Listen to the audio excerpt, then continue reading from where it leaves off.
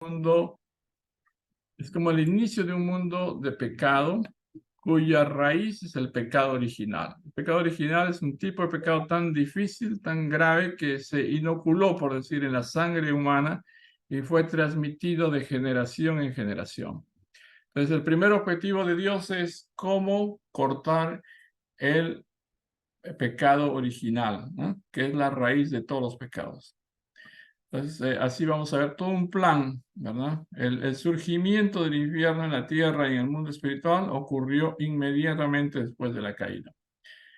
Entonces, toda la historia que se narra en la Biblia, la historia humana es la historia de la salvación, son los esfuerzos de Dios para volvernos, para encaminarnos a la realización de su propósito original, es decir, un mundo con Dios como centro, con Dios como Padre. Y entonces esposos y esposas que se casan, por supuesto, hombres y mujeres que se casan con la bendición matrimonial de Dios y que pueden tener hijos que son hijos también de Dios.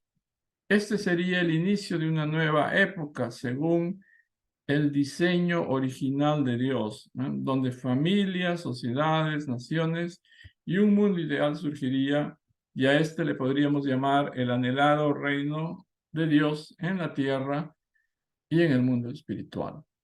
Entonces, este esquema es interesante recordarlo siempre. Estamos como caminando desde un estado de infierno a un estado que vendría a ser el reino de Dios en la tierra y sería continuado en el mundo espiritual. Para poder lograr ese ideal divino, esa meta divina, hay un personaje central, absolutamente central aquí en esta historia, sin el cual no puede haber salvación, sin el cual no puede haber restauración. Ese personaje central es conocido en el mundo cristiano como Mesías. Los judíos y los cristianos denominan a este personaje central Mesías. ¿Quién es el Mesías? Según la Biblia, Mesías es Cristo. ¿Quién es Cristo?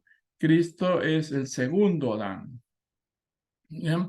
Así como Adán trajo la caída y el infierno, vamos a decir, al mundo, un nuevo Adán tiene que restaurar todas las cosas. Por eso, la providencia de la restauración tiene que ver con hacer condiciones, hacer un fundamento para que llegue un hombre que esté en la posición de segundo Adán, un Adán sin pecado que pueda restaurar los, eh, la situación original del jardín del Edén y pueda comenzar un matrimonio bendecido por Dios y pueda tener hijos bendecidos por Dios y pueda llenar el mundo con un linaje de Dios, como originalmente tenía que ocurrir. Ese es lo interesante de este diagrama que yo quisiera que ustedes mantuvieran siempre en su mente. Estamos pasando del cielo, del infierno, ¿verdad? Estamos pasando del infierno hacia la situación original. Ok, entonces, estamos repasando, ¿verdad? Porque algunos vieron este esquema y me parece importante porque así ustedes van a encontrarle más gusto y más propósito a la lectura de la Biblia, porque a veces nosotros nos invitan a leer la Biblia y nos parece un libro tan grande, tan difícil de leer, porque falta una guía para saber cuáles son las historias principales que hay que leer, que hay que entender. La Biblia contiene todo un plan providencial de salvación. Entonces, por eso, en este esquema que aparece en esta diapositiva, ustedes pueden entender la importancia de cada historia en la Biblia. Por ejemplo, la primera historia necesaria para entender es la historia de la familia de Adán. Inmediatamente después de la caída, Adán y Eva se convirtieron en personas contradictorias, personas con una mente original que tendía a Dios, pero al mismo tiempo habían ganado, habían obtenido habían adquirido una naturaleza caída que no viene de Dios, sino que proviene de Satanás. La manera como Dios obra es dividiendo, digamos, el linaje de Adán y Eva comienza una historia en la cual se ve la división entre un linaje tipo Caín y un linaje tipo Abel. La vez pasada explicamos detalladamente por qué Caín estaba en la posición de ser tentado o influenciado por Satanás más que Abel. Esto se debe al orden del nacimiento. El nacimiento de Caín fue, digamos, él nació primero que Abel. Por lo tanto, fue reclamado siempre por Satanás. Tenía una condición, por el momento, por el lugar, la posición de nacimiento. Primero, todos los primogénitos fueron siempre reclamados por Satanás, como ustedes van a ver en la Biblia.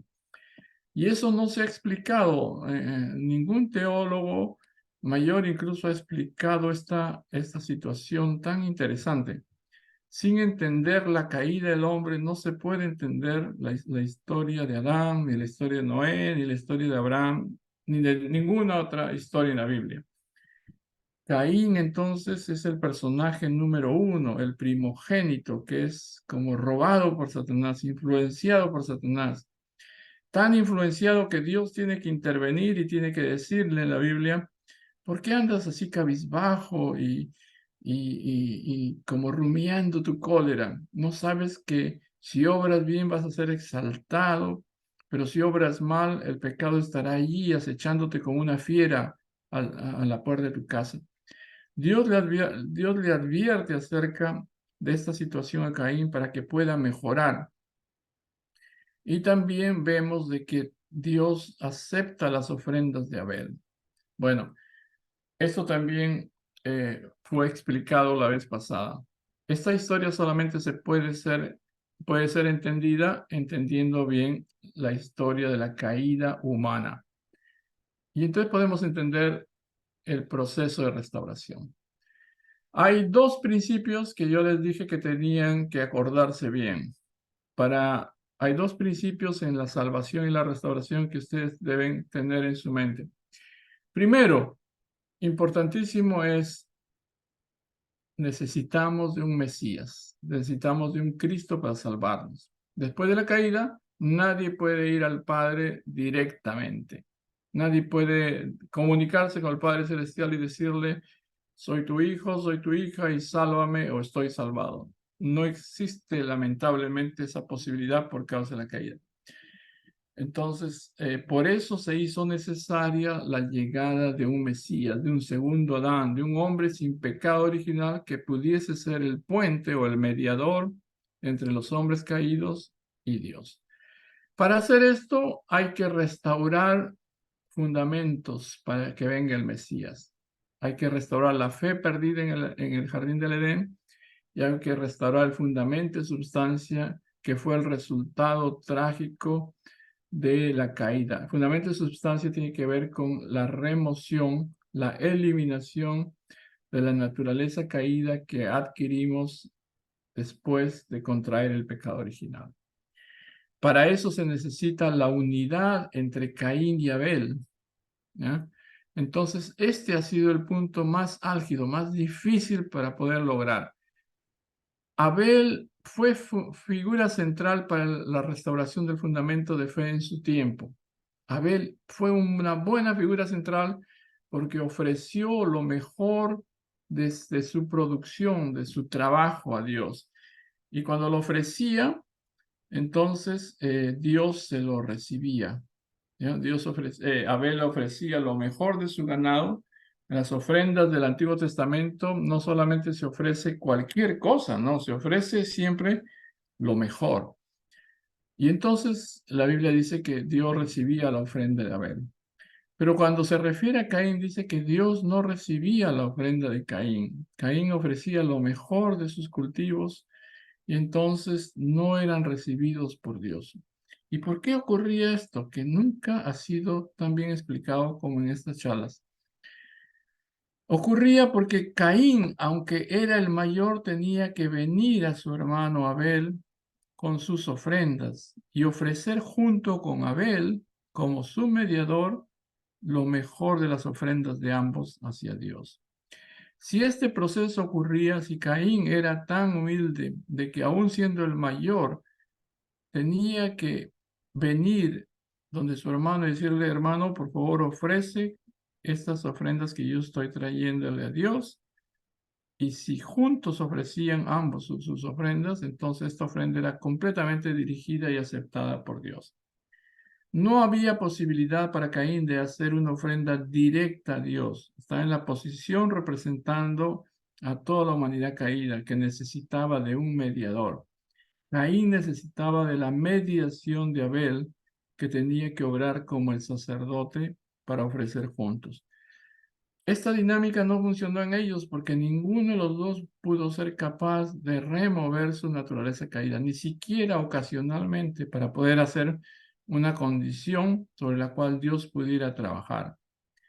Sucedió de que el odio, el resentimiento, la cólera se apoderó de Caín y él no vio el momento de matarlo. Esto fue muy grave. Es el primer asesinato en la historia de la humanidad. Y eso también nos indica además de que los padres de ambos no estuvieron unidos y no fueron capaces de educar adecuadamente a sus hijos en el entendimiento de Dios. Bueno, cuando esta situación ocurrió, todo el fundamento para recibir al Mesías en esta época temprana se malogró.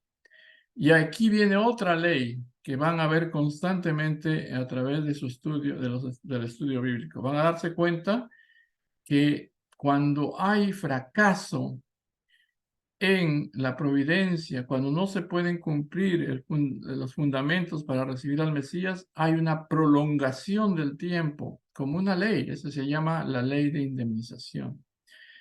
Y entonces esta ley es infalible.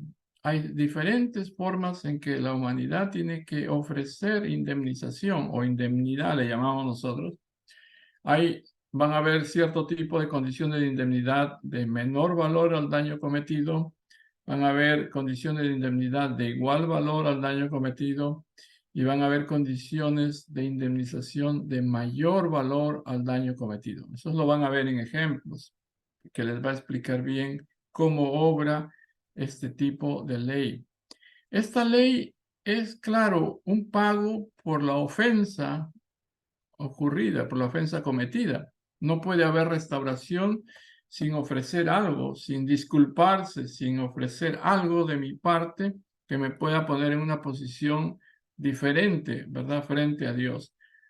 ¿No? Es un pago por una ofensa cometida, pero al mismo tiempo es una bendición también. Si no fuese por la ley de la indemnización, no podría haber restauración, no podría haber solución a nuestros problemas. Una vez que ocurrió esta situación de Caín y Abel y hubo un fracaso en hacer el fundamento para que nazca el Mesías, en esa temprana época, Dios tuvo que, van a ver ustedes en la lectura bíblica, que tuvo que dejar pasar 10 generaciones como una condición. No pudo obrar la salvación inmediatamente, se tuvo que esperar 10 generaciones de la familia, descendientes de Adán y Eva. Y eso en la Biblia se cuenta como 1600 años bíblicos. No se sabe si son años literales o no, lo más probable es que son simbólicos. Lo que sí sabemos es que Dios tenía que esperar 10 generaciones hasta que pudiese encontrar otra familia que pudiera restaurar el error cometido por la familia de Adán, Caín y Abel. ¿Ya? ¿Qué nos dice la Biblia después de Caín y Abel? El que siguió el linaje de Abel fue otro hermano que se llamaba Set, el tercero. ¿Ya? Pasaron 10 generaciones, entonces pasaron 1600 años bíblicos y entonces Dios encontró un hombre justo, Noé. Este hombre era particularmente especial porque para esa época ya la humanidad se había malogrado completamente, el pecado se había dispersado, extendido por todos los rincones de la tierra y la maldad del hombre era tremenda porque no había regla, no había manera, no había guía para poder salvar a toda esta gente que vivía, digamos, de acuerdo a sus propias leyes y sus propias normas caídas, ¿verdad? Entonces, entre toda esa situación, y ustedes pueden leer en capítulo 6 de Génesis cómo llegó a qué punto llegó la humanidad. Dios encuentra un hombre justo y decide hacer con este hombre justo recrear las condiciones en las cuales había vivido la familia de Adán. Entonces, Noé establece o restablece de nuevo el fundamento de fe perdido en el Edén. Como figura central de ese fundamento de fe, hace su ofrenda. Y la ofrenda que hizo Noé, que era un hombre raro en relación al resto de personas que vivían allí, porque era muy obediente, una persona que creía en Dios y una persona que seguía fielmente sus direcciones, Dios le ordenó construir una arca en un lapso de 120 años.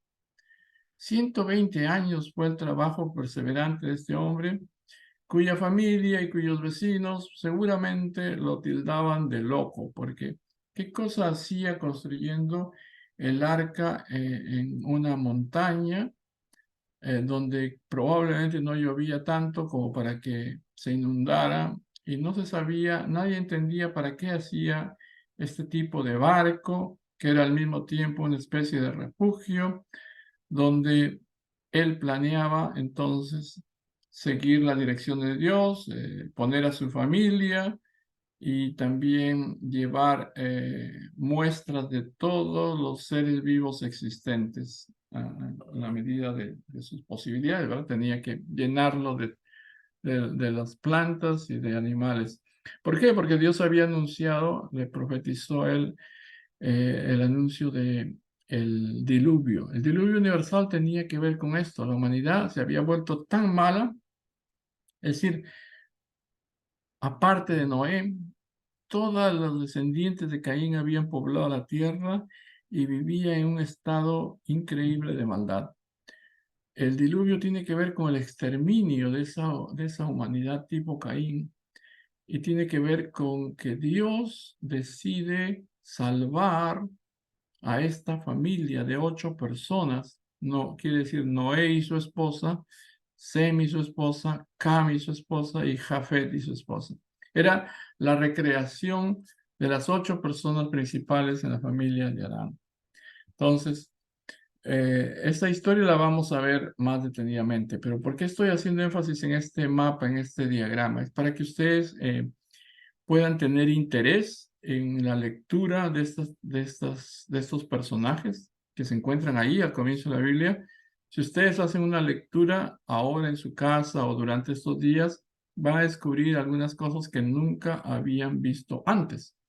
Y van a descubrir que existe Dios y van a descubrir que existe un plan providencial de Dios y que este plan puede ser explicado a través de la lectura del capítulo 1 y la lectura del capítulo 2 y la lectura del capítulo 3 especialmente, ¿ya? Que tienen que ver con la creación del universo y con la caída humana.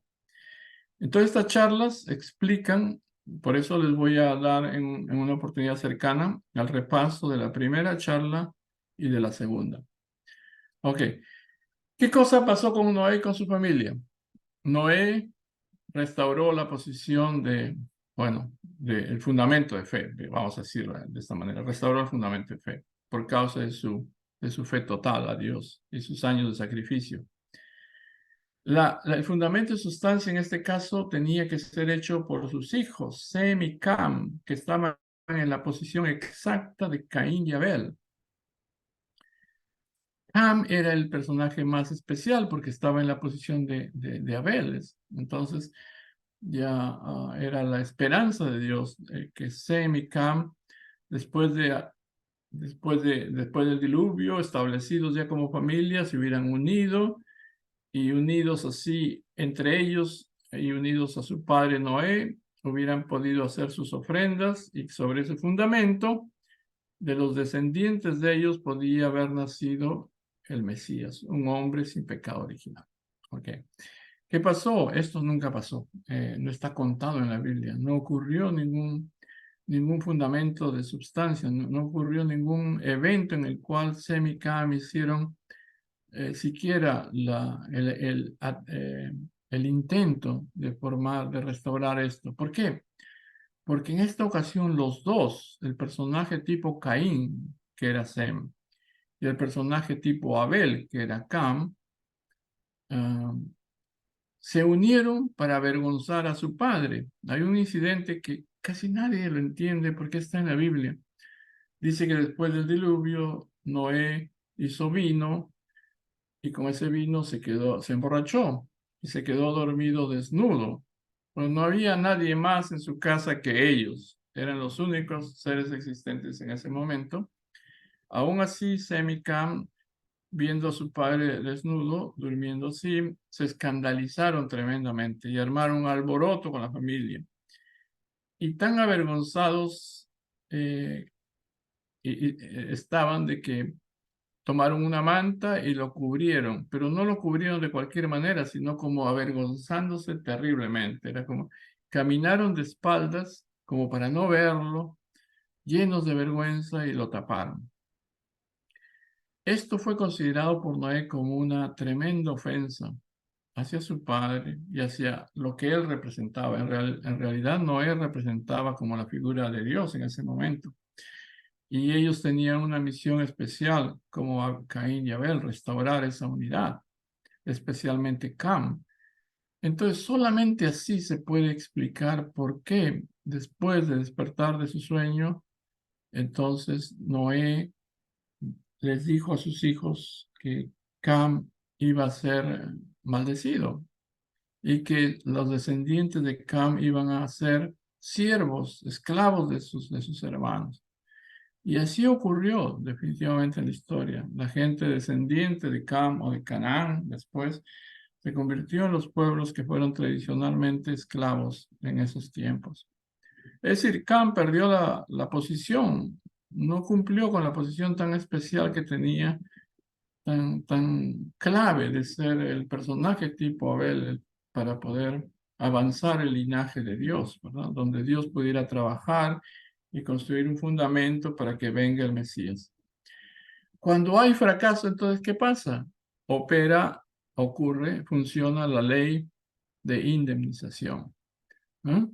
Entonces, ante otro fracaso, Dios encuentra a un hombre también justo, que es llamado el padre de la fe en la Biblia. Así se le conoce a Abraham, ¿ya?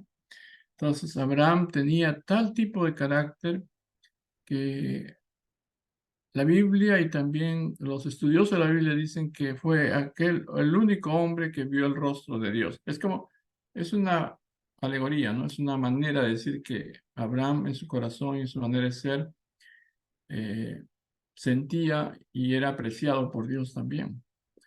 Entonces, Abraham es un personaje interesante. Abraham fue rescatado por Dios de un lugar satánico tipo Caín, extremadamente Caín.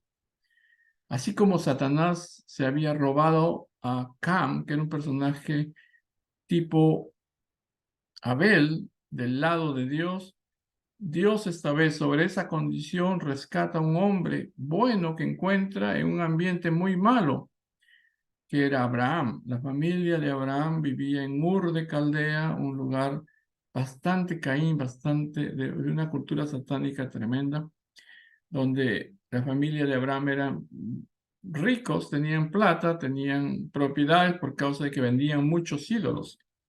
Ídolos significa otros dioses, ¿no? Significa otras costumbres, otras tradiciones contrarias a Dios.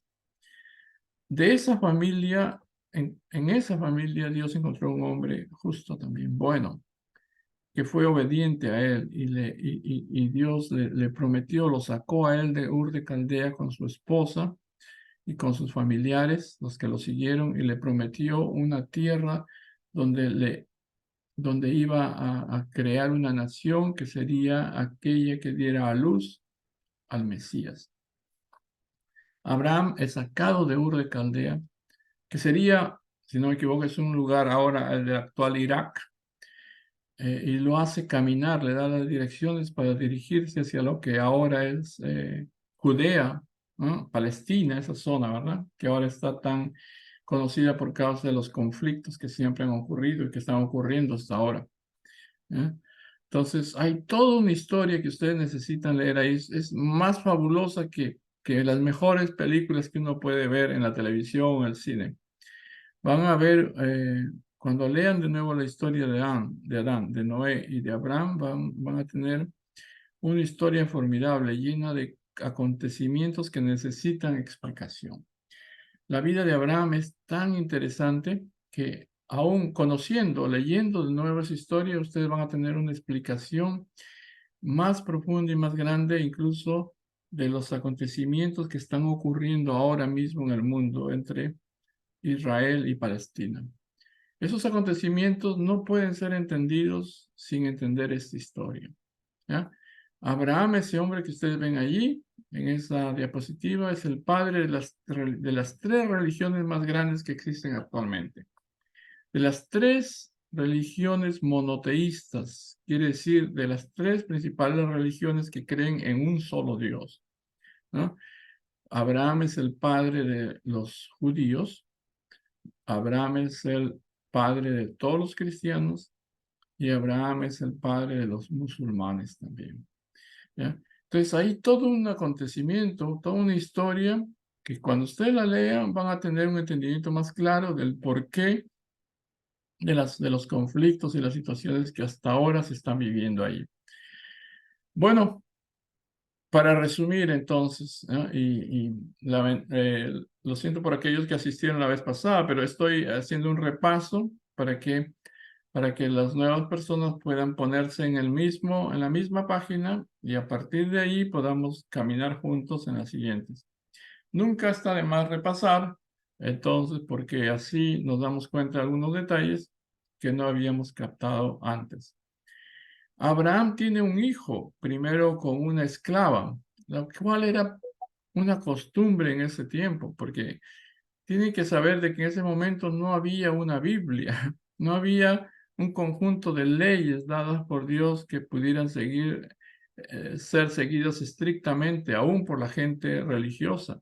Habían solamente tradiciones familiares y todo, aunque estos hombres eran buenos en términos generales, tenían costumbres que ahora no serían bien vistas, digamos, ¿no? Pero Abraham, él amaba mucho a su esposa Sara, que era una mujer muy bonita, dice en la Biblia, y por eso hubo ocasiones de tentación y de posible asesinato. Hubieron muchas historias que pasaron alrededor de esta pareja de Abraham y Sara. Y bueno, no pudieron tener hijos hasta una edad muy avanzada. Como no podían tener hijos y Sara parecía ser infértil siempre, sin ninguna esperanza, Abraham pidió permiso con el acuerdo de su esposa, que era una costumbre en ese tiempo, ¿verdad? Ahora utilizan ah, la, la fecundación in vitro y a veces hay vientres que son como usados en otras señoras para que den a luz a los hijos de parejas infértiles y todo eso. Pero como no había esas tecnologías, por supuesto, era una cosa de este tipo, ¿verdad? Es como el señor de la casa, previo acuerdo con la señora, podía tener un hijo con una de sus siervas. Y eso ocurrió. Abraham tuvo un hijo con Agar, se llamaba esta sierva, y nació Ismael.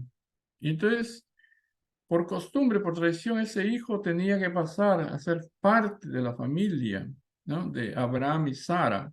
Ese era lo interesante. Incluso cuando ocurría ese tipo de cosas, ustedes van a ver en la Biblia algo interesante. Al momento de dar a luz, la sierva se acostaba en la misma cama que la patrona, que la dueña, digamos. Y entonces allí ocurría el parto y ese bebé era integrado a la familia principal, ¿ya? Parece algo muy raro, la verdad, para nosotros, pero esa era la manera como ocurría. Y ustedes pueden leerlo en la Biblia, no solamente en esta historia, sino en otras historias también, ¿ya? Entonces, de allí nació Ismael. Ismael estaba en la posición de Caín, por ser el primero. Y entonces, después de un tiempo, Sara pudo concebir, pero a una edad avanzada. después de una revelación, hubo una aparición de ángeles que le anunciaron que podía tener hijos aún a una edad avanzada, y milagrosamente Isaac nació. Isaac, el hijo con su querida esposa, con Sara, fue muy apreciado, por supuesto, por Abraham, pero estaba en la posición de Abel, segundo hijo. Si Abraham tenía éxito en su fundamento de fe, entonces Ismael e Isaac podían haber hecho el fundamento de substancia, y sobre esos fundamentos podía haber nacido el Mesías en esa época. Pero eso no ocurrió, no sabemos, no ocurrió este evento en la Biblia. ¿Por qué? Porque hubo un problema grande, un problema familiar allí. La Biblia cuenta de que la madre de Ismael, Agar, se puso muy arrogante con Sara, y que le causó tanta tribulación y tanto sufrimiento en la lucha entre ellas, que Sara decidió acabar con ese problema, decidió acabar con esa arrogancia, y sin aviso a Abraham tomó a Agar y a su hijo y los expulsó de la familia. Los mandó sacar de su casa y los abandonó en el desierto para que se vayan a cualquier lado. Era tal la disputa y el problema entre ellas, que no pudieron resolverlo, y entonces de allí surge una enemistad y un resentimiento tremendo, espiritualmente hablando, que no fue resuelto. Ismael se dice que es ellos sobrevivieron, por supuesto, y se juntaron con otras tribus y con otros personajes, y de allí él adquirió la posición de jefe de esas tribus, y se convirtió en el padre de lo que vendría a ser más tarde, siglos más tarde, el Islam o los musulmanes. Mientras que Isaac se quedó como el único hijo, el hijo de esta pareja, y reemplazó a su padre en la posición central y ofreció las condiciones necesarias sobre las cuales se pudo avanzar la providencia. Ok, de ahí viene la historia de Esaú y de Jacob viene la historia de todo el pueblo de Israel. Los 12 tribus de Israel vienen de Jacob. ¿Por qué tengo que hablar todo esto? Es bueno hablar de esto para tener el marco dentro del cual se puede contar la historia de Jesús. Jesús es el descendiente de una de las tribus de Jacob. Es el descendiente de la tribu de Judá. ¿Ah? Todas las profecías anunciaban que tenía que venir de la tribu de Judá, en particular de David.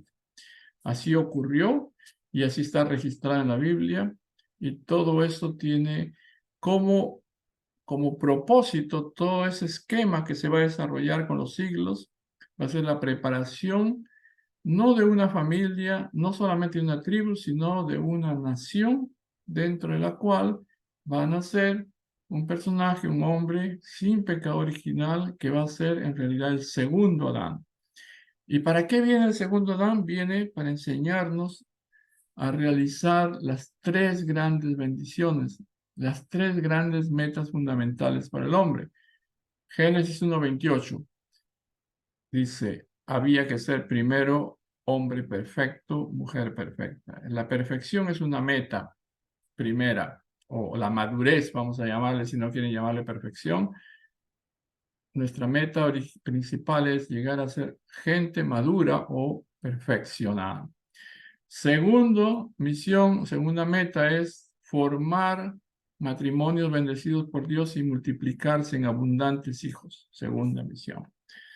Es decir, la familia es una cosa agradable, diseñada originalmente por Dios mismo, valiosa para poder educarnos en el amor verdadero.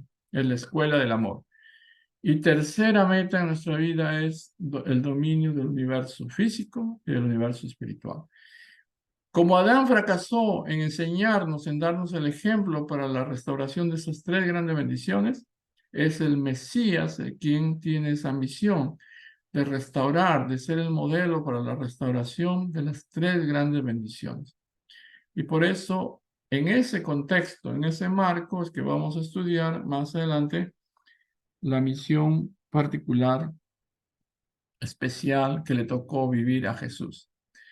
Ahora nos vamos a quedar aquí y juntos ahora ya con ustedes que han hecho un grupo ahí bien interesante, bonito. Entonces, con este grupo de ustedes vamos a continuar estudiando qué cosa es lo que ocurrió realmente en el tiempo de Jesús visto desde un punto de vista moderno. Estamos investigando las escrituras, vamos a hablar directamente y vamos a darnos cuenta de cosas que antes no habíamos reparado en nuestra educación tradicional religiosa.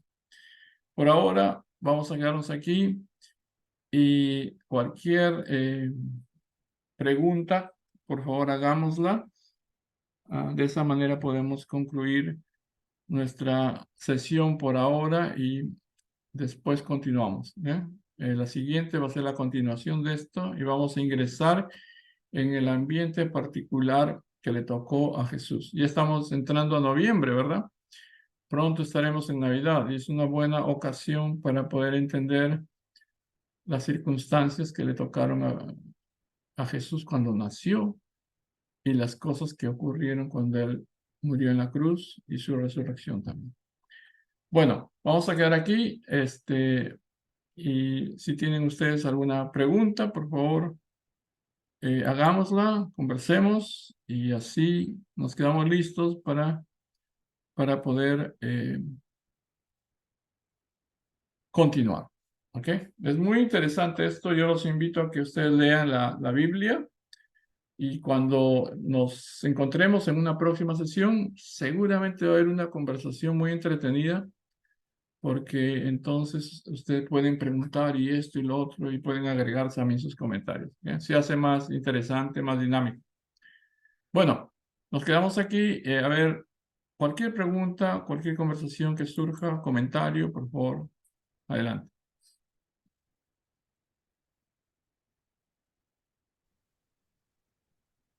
Yo quería comentar, oye, buenas noches. Buenas noches, ¿cómo está? Bien, quería agradecer esa conferencia ahí, muy inspiradora. Tiene reflexiones encantadoras acerca de Ismael. No había sabido ese detalle más profundo, ¿no? Y otra cosa de los musulmanes también me llamó la atención, ¿no? Que todo un linaje vienen de una sola persona, ¿no? Entonces, ¿cómo que es importante comenzar a pensar y a hablar en la sociedad acerca de la falsedad del hombre que no ha tomado seriedad de Dios y lo importante que son los personajes que han luchado tanto para poder nosotros tener una postura de civilización más cualificada? Entonces, para mí fue una conferencia bastante inspiradora. Gracias. Gracias, Mariluz, gracias. Sí. Nos ayuda para entender, ¿verdad? Incluso los acontecimientos actuales se pueden explicar, ¿verdad? Con un repaso que hagamos de eso. Ujú. Por favor, ¿algún otro comentario, alguna otra pregunta? Bienvenidos, ¿ok? Abran su micrófono y hacen alguna pregunta y entonces conversamos un poquito. Buenas noches, pastor. Ajá. Buenas noches, ¿cómo está? La parte que usted dice, esta de Sara, en la época de Sara, que tenía muchas dificultades, no sabía esa parte, pero me pongo a pensar, todo el curso, ¿no? Hay que entender bien, ¿no? El curso es de Noé, de Abraham, todo fue para preparación del Mesías, como usted dice, se está refiriendo a Jesús, ¿verdad? Exactamente. Sí. Si uno se pone a revisar la vida de Jesús y le investiga de dónde viene, encuentra mujeres muy interesantes a través de siglos. O sea, en la Biblia usted va a ver como 14 generaciones atrás. Bien interesante. Y cuando investiga los nombres de esas señoras que fueron las madres, las abuelas, las bisabuelas, todas ellas son muy interesantes, son mujeres muy interesantes. Bien, sus historias son algunas historias dramáticas, algunas historias tremendas, ya. Sí. O sea, que muchas, en el curso de esta restauración intervinieron muchas mujeres. Quiere Así decir, es. Así es. bueno, Hay un papel, hay un rol particular de muchas mujeres. Si agarra desde Jesús para atrás 14 generaciones, hay una cantidad de historias tremendas, muy, muy interesantes. Sí. está bien, pastor. Bueno, la verdad da ganas de, es como una novela, ¿no? Que estamos Exacto, exacto. Es todo, habría que hacer alguna vez, ojalá que hagan algunas superproducciones en el cine de estos temas que son geniales. Bueno, después de esta charla vendría la misión del Mesías, perdón, pastor. Sí, en esta charla que yo comencé a dar, insertamos estas diapositivas para darle el marco, porque a veces cuando uno ingresa directamente a Jesús, no sabe qué pasó antes, con las circunstancias en las que él nació y las circunstancias en las que él murió también en la tierra, ¿verdad? Por eso es necesario darle un entendimiento de la raíz, del fondo de la situación. Sí, sí. Entonces, No sé. Bueno, gracias, pastor. Al final gracias. antes de terminar, no sé si nos puede cantamos juntos, aquí está de cumpleaños la Oh, sí, invitada claro. Patricia. Qué bueno. ¿Cómo se Ajá. llama la cumpleañera? Patricia, Patricia. Muy bien, Patricia. ¿Cuántos años? ¿Cuántos años cumple? 30. 30 años, pero parece de 15 años, no parece 30. Parece muy jovencita. sí, Bueno. sí, no sé si, Me gustaría que me hiciera como una oración especial. Oh, muy bien. ¿Qué ah, le parece si cantamos juntos y hacemos una oración por su cumpleaños, ¿ok?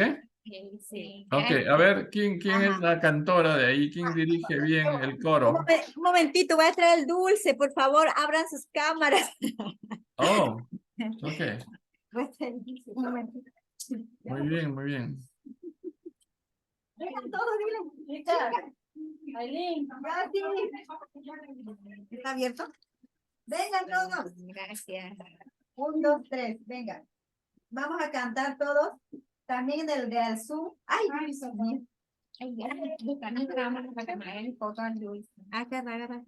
Oh, ahí están con la torta Ay, preparados. Muy bien. Ay. Tenemos que tener alguien que dirija la canción. Ay. Mire, un poquitito para acá. Ajá. 1, 2, 3. Vamos a cantar todos. Ya. Ajá. Ahí está. Ay, gracias. Vamos a cantar. 1, 2, 3. Cumpleaños feliz, Te deseamos deseamos a ti. Cumpleaños, Patricia. que lo Cumpleaños cumplas feliz. feliz. Una vez más, una vez más. Cumpleaños feliz. Te deseamos a Deseamos ti. a ti Cumpleaños cumpleaños felices. felices. Te deseamos a ti. Muchas felicidades, Patricia. A ver, haga un deseo, piense un deseo y sople sus velitas.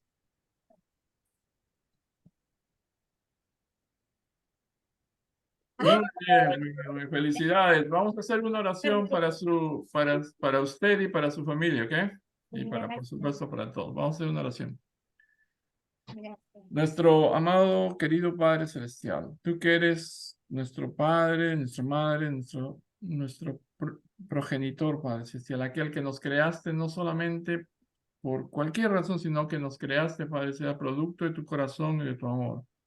Tú que has elegido a cada uno de nosotros, Padre Celestial, para una misión en particular. Como dicen, Padre Celestial, las Escrituras, tú incluso nos conociste antes, en el momento en que estuvimos formándonos en el vientre de nuestra madre. Y nos asignaste, Padre Celestial, también una misión particular a cada uno y quieres, Padre Celestial, que cumplamos con ese deseo tuyo original que tuviste como Padre. Ahora oramos, Padre Celestial, por esta hermana, Padre Celestial, Patricia, para que pueda tener un cumpleaños lleno de bendiciones y que los próximos y numerosos años que vengan, Padre Celestial, en su vida puedan estar llenos de muchas bendiciones para iluminar su ser interior, Padre. Bendiciones de perfección, de madurez, Padre Celestial, de perfeccionamiento de su corazón. Bendiciones de amor completo, amor verdadero en su familia, Padre Celestial. Que su casa, su hogar esté siempre lleno de amor verdadero. Y que, Padre Celestial, en tercer lugar, pueda tener también una vida muy próspera, Padre, una vida exitosa aquí sobre la tierra y en el mundo espiritual también. Entonces, Padre, queremos ofrecer esta oración, gratos por su vida y gratos por conocerla y gratos por estar compartiendo juntos todas las cosas que vienen del cielo. Agradecemos infinitamente entonces por todo esto y oramos para poder conformar con el tiempo, Padre, una familia espiritual unida en tu paternidad, Padre. Gracias por todo. Queremos ofrecer esta oración. De nuevo, gratos. Y quiero ofrecerla en el nombre de la familia Sánchez, una familia bendecida central. Amén. Amén. Amén. Sí. Ay, gracias, María. Bueno, que todas las bendiciones recaigan sobre su casa, que todo vaya muy bien, ¿ok?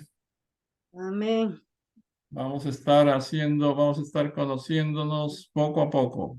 Entonces, ¿cuántas invitadas tiene ahí, Inocencia? No se escucha. Está cerrado su micrófono. Aquí estamos como 10. Uy, wow, Wow. estamos como 10. Entonces somos como 16, como 18 personas reunidas aquí. Sí, Muy aquí bien. estamos celebrando el cumpleaños de Patricia. Muchas gracias, Pastor, que ella está... Se cerró su micrófono. Perdón, Pastor, que se me cierra mucho el Zoom. Muy bien. Ajá. Entonces, Estamos como 10. Muchas gracias, Pastor. muy bien, entonces un abrazo así a la distancia a todos ustedes y esperamos vernos siempre, ¿ok? Saludos al señor Toribio, saludos a Mónica Martínez, Laura, Mariluz, Patricia y todas las amigas, la señora Inocencia, Malisa y Susana Silva. Entonces, que la pase muy bien, ¿ok? Nos estamos reuniendo. Que todo vaya Muchas gracias. Buenas noches. Gracias y buenas noches. Muchas felicidades. A ver si nos manda un poco de torta, aunque sea por WhatsApp. Ok, chao, nos vemos. Oh, Susana Silva, los tiempos, Susana. Cuídate. Oye, Muy bien. Saludos, ok. No. sábado. Yo me despido, ok. Chao. Hasta luego. Dios. Hasta luego, nos vemos.